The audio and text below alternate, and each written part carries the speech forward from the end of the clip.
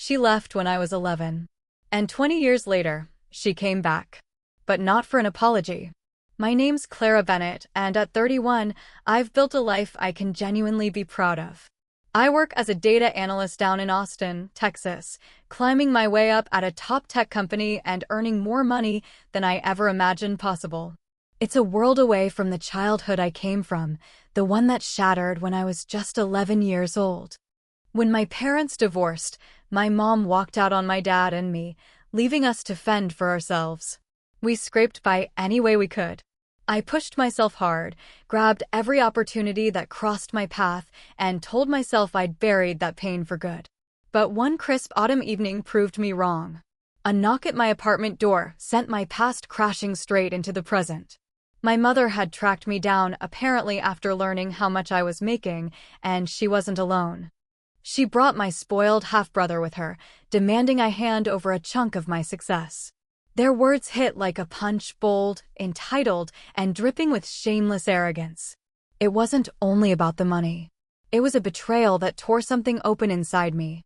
How far would they go to get what they wanted? And what else were they hiding?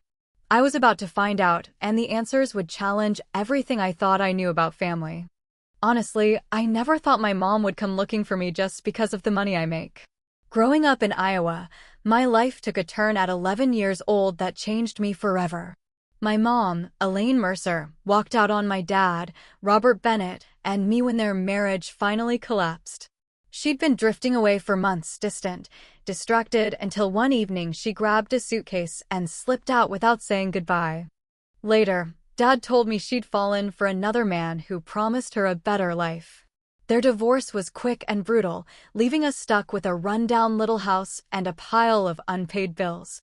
Mom didn't just leave, she disappeared. She started fresh somewhere across the state, and a few years later, I learned she'd had my half-brother, Noah Marrow, with her new husband. She never called, never visited. Once a year, she'd send a birthday card, 3 cold sentences that hurt more than they comforted. Meanwhile, Dad poured everything he had into keeping us afloat. He owned a tiny diner, a greasy spoon that served breakfast and burgers, and he worked from dawn until midnight to keep the doors open. He'd flip pancakes, scrub counters, ring up customers, his hands rough and cracked from endless hours behind that counter. Some nights, after paying the bills, he came home with barely $40. Rent was always late, and there were times when the fridge held more air than food. Dad tried to hide his worry, but I saw it, the slump in his shoulders, the long sighs as he stared at overdue notices. Even when exhaustion dulled his eyes, he still found time to ask about my day, his voice somehow soft and steady. By 14, I couldn't stand watching him fight that battle alone. I started babysitting for neighbors, staying up late to watch their kids while studying by flashlight. Before long, I added more gigs, stocking shelves at the corner store, cleaning houses after school, even delivering newspapers before sunrise. Every dollar I made went straight to Dad for groceries or the electric bill. He'd argue that I should just be a kid, not a breadwinner, but I wouldn't back down. Helping him was my way of pushing back against the emptiness Mom left behind. I hid my exhaustion, pretending I was fine even when my hands burned from scrubbing floors or my legs ached from biking miles with that newspaper bag. School became my lifeline. I'd stay late for math club, losing myself in equations to drown out the ache inside. At night, Dad would sit beside me at our chipped kitchen table, fighting sleep as he helped me finish homework. He always said I could do anything, that I was tougher than our circumstances. Those words became my fuel, especially when doubt crept in. Still, Mom's absence left a wound that never really closed. Sometimes I'd stare at her old photos and wonder why I hadn't been enough for her to stay. Those thoughts carved a hollow place inside me, one I filled with hard work and study. By the time I reached high school, I'd learned to depend only on myself. I saved every penny, studied like my life depended on it, and swore I'd never need anyone the way I once needed her. Dad was my anchor, but I knew he couldn't carry us forever. If I wanted a different life, I had to build it myself, one grueling step at a time. Still, the weight of those early years never completely left me. I'd learned to stand on my own, but the ghosts of that past followed me. I knew education was my way out. I threw myself into my studies, staying up half the night mastering calculus and nailing every test I could. My guidance counselor noticed my drive and steered me toward scholarships. At 17, I earned a full ride to a state university to study cybersecurity analyst, field that fit perfectly with my love for solving problems and finding patterns. That scholarship became my lifeline, a chance to rewrite my story. But even with tuition covered, I was on my own for everything else. Books, rent, meals, all of it. No safety net. Just grit. To make ends meet, I juggled multiple jobs. During the day, I worked at the university's IT help desk, fixing students' laptops, removing viruses, and troubleshooting Wi-Fi issues between classes. In the evenings, I stocked shelves at a small grocery store, counting down the hours until closing time. I kept pushing, running on pure willpower and one stubborn promise: I wouldn't let my past decide who I became. College was brutal, but it shaped me. I took on extra classes, joined data science clubs, and managed to land a summer internship at a small tech startup. The work was intense, long days of crunching numbers and debugging messy code, but it sharpened my skills. By graduation, I had more than just a degree. I had a stack of awards, solid experience, and a job offer waiting for me at a tech company in Austin, Texas. Moving there felt like walking into an entirely new life. Austin had this energy to it, fast-paced, ambitious, full of possibilities. I started as a junior analyst, giving everything I had. Within 7 years, I'd climbed to a senior position, leading major projects and earning a salary that once seemed impossible. Through it all, I never forgot about Dad. He'd sacrificed everything: his sleep, his health, his dreams, to keep us afloat back then. Once my income steadied, I started sending him $600 a month. At first, it wasn't much, but it helped him chip away at diner debts and finally fix the leaky roof. Later, I paid for his car repairs, and when his old fridge broke down, I sent extra so he could replace it. He'd argue every time, saying he didn't want my money, but I wouldn't take no for an answer. It was my way of thanking him, of easing some of the weight he'd carried alone for so long. Every time we talked, his voice would catch just a little when he said how proud he was of me, how I was his greatest achievement. Those moments meant more to me than any bonus or promotion ever could. Mom, though, was a completely different story.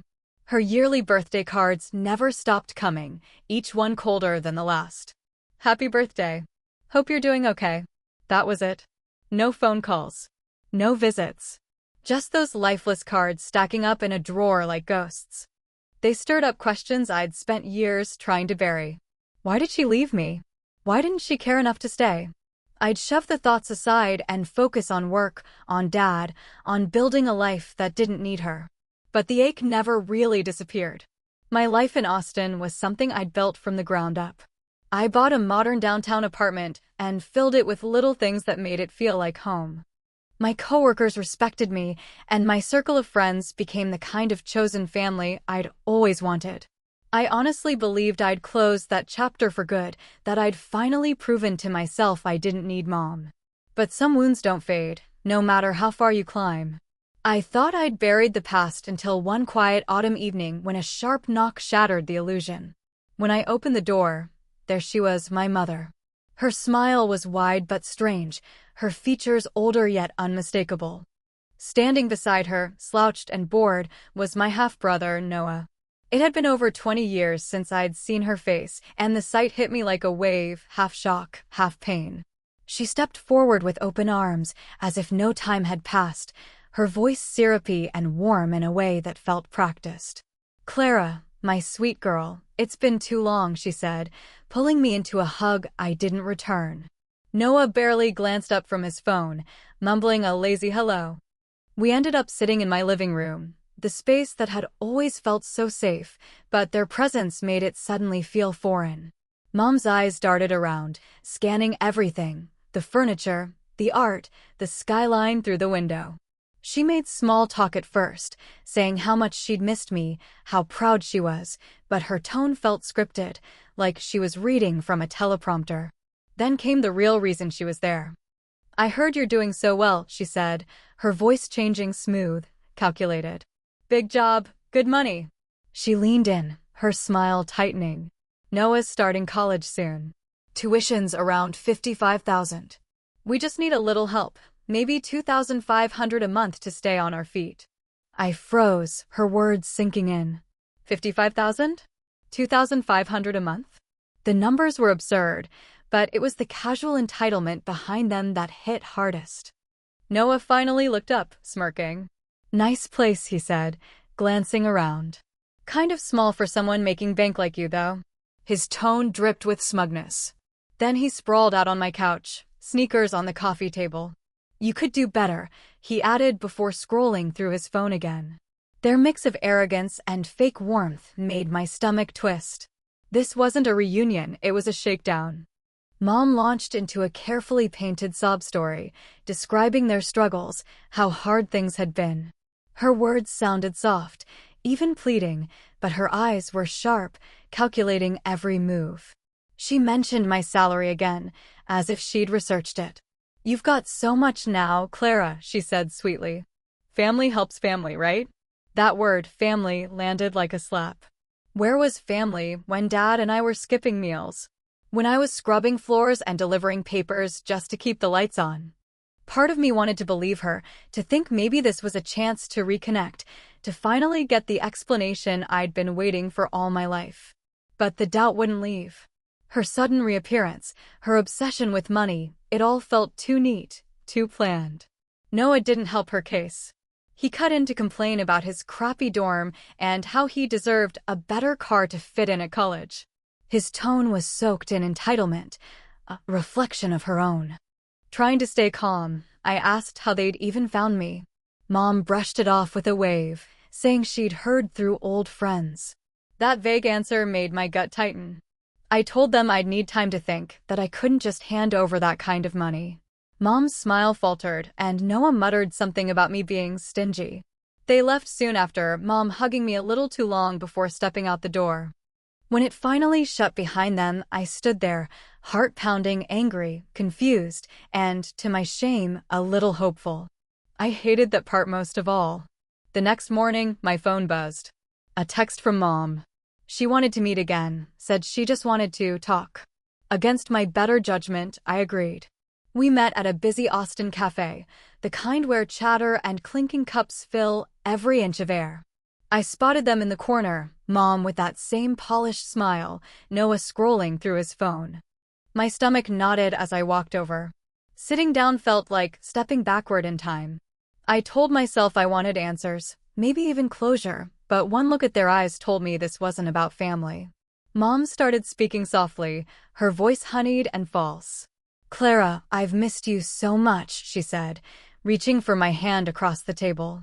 I pulled back, keeping my guard up. Mom launched into her story about why she'd been gone all those years, her voice trembling just enough to sound believable. Your dad made it impossible for me to stay in touch, she said, eyes wide with fake sadness. He shut me out, kept you from me. I tried, Clara. I really did. Her words hit hard, twisting the truth I knew too well. Dad had begged her to call, to visit, but she'd chosen her new life instead. The betrayal stung even more now than it had when I was a kid. I stayed quiet, letting her talk. She painted herself as the victim, claiming she'd been struggling since the divorce, barely scraping by.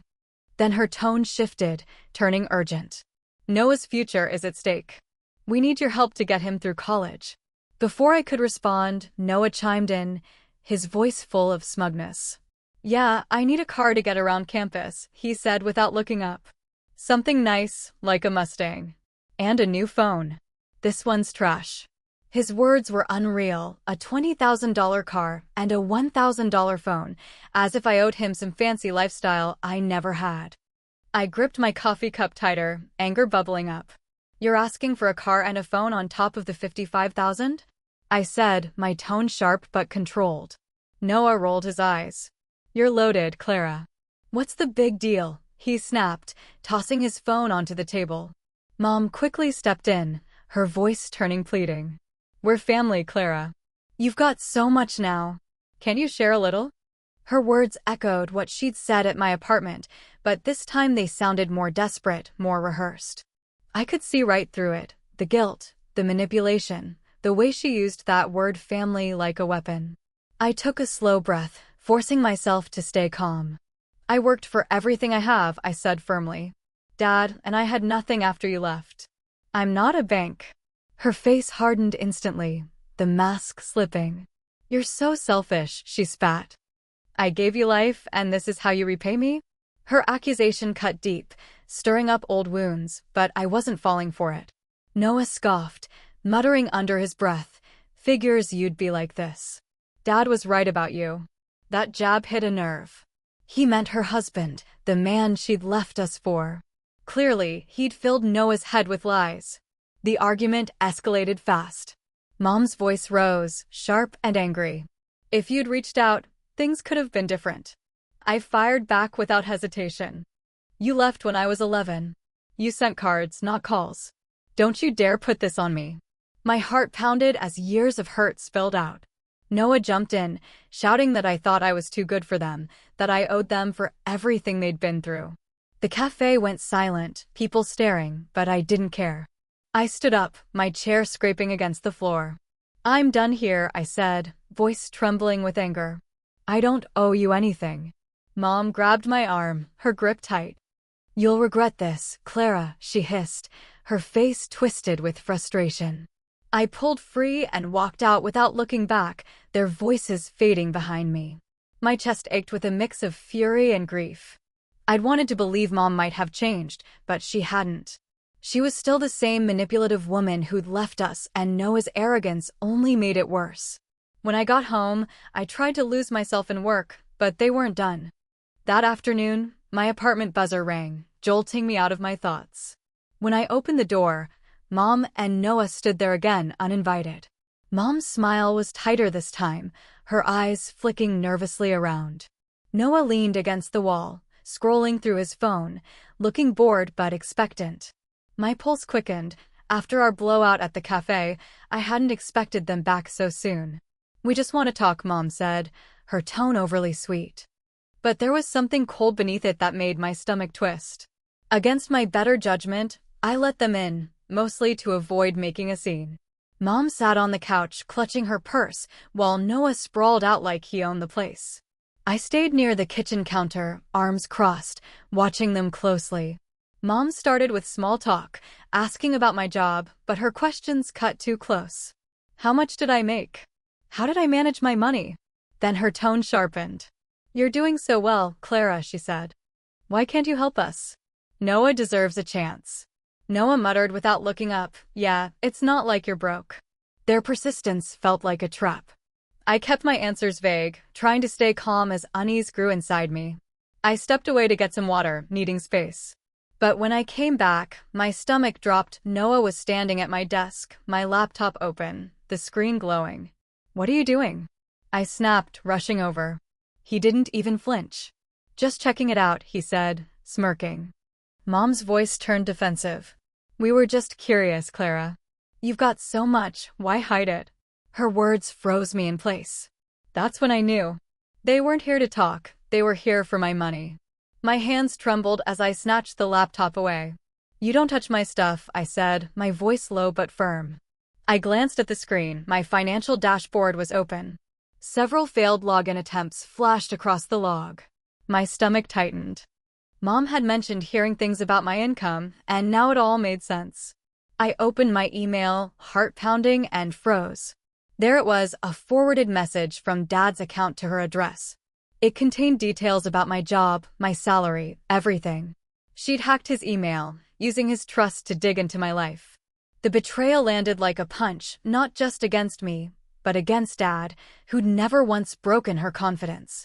You hacked Dad's email? I demanded, turning toward her. Her face went pale, but she didn't deny it. Instead, she lashed out, voice sharp and venomous. Your dad's a failure, Clara, she spat. Running that pathetic diner, dragging you down with him. I had to know how you turned out so well. Her words were poison, tearing into the man who'd raised me alone. Noah snickered, adding, yeah, he's a loser. You're better than that. Their cruelty sparked something deep inside me. I stepped forward, my voice steady despite the fury building inside. "Get out, or I'm calling the police," I said, holding up my phone. Mom's eyes widened, her composure cracking. "You'd call the cops on your own mother," she hissed, standing abruptly. Noah scoffed, tossing his phone onto the couch. "Chill, it's not that serious," he muttered, though his voice wavered. I didn't move. "You broke into Dad's email and tried to access my accounts. That's serious enough." My thumb hovered over the screen as I began to dial 911, but before I could finish, Mom grabbed Noah's arm. "You're making a mistake, Clara," she warned, her tone cold and clipped. "We're not done." They stormed out, slamming the door behind them. The silence that followed felt heavy and raw. My hands trembled as I locked the door, then sat down at my laptop. The logs confirmed everything: multiple failed login attempts and a tab open to my bank's password reset page. My background in cybersecurity made me thorough. I knew what I was looking at. They'd been digging for financial details. Mom's hack wasn't just invasive, it was proof she'd never cared about us, only what she could take. The weight of it all pressed down on me: anger, sadness, disbelief. I needed to know just how far she'd gone. I called Dad immediately, my hands still shaking. When he answered, his voice was warm but weary, and I hated burdening him with more pain. I told him everything about Mom hacking his email, lying about him keeping her away, and trying to access my accounts.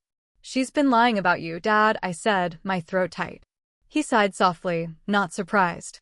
"That's Elaine," he said. "She always twisted things to suit her."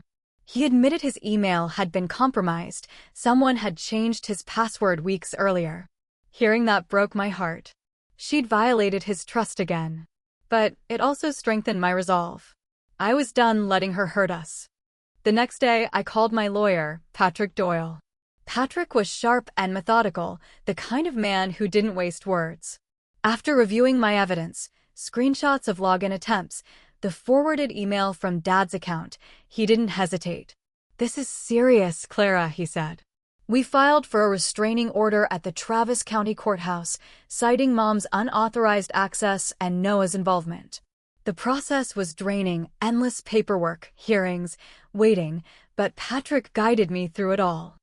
Within weeks, the court granted a permanent restraining order against both of them, barring any contact or visits. When the judge gave the final ruling, it felt like a weight had lifted, a legal shield protecting me from their chaos. But just days later, I got another notification, this time from my bank.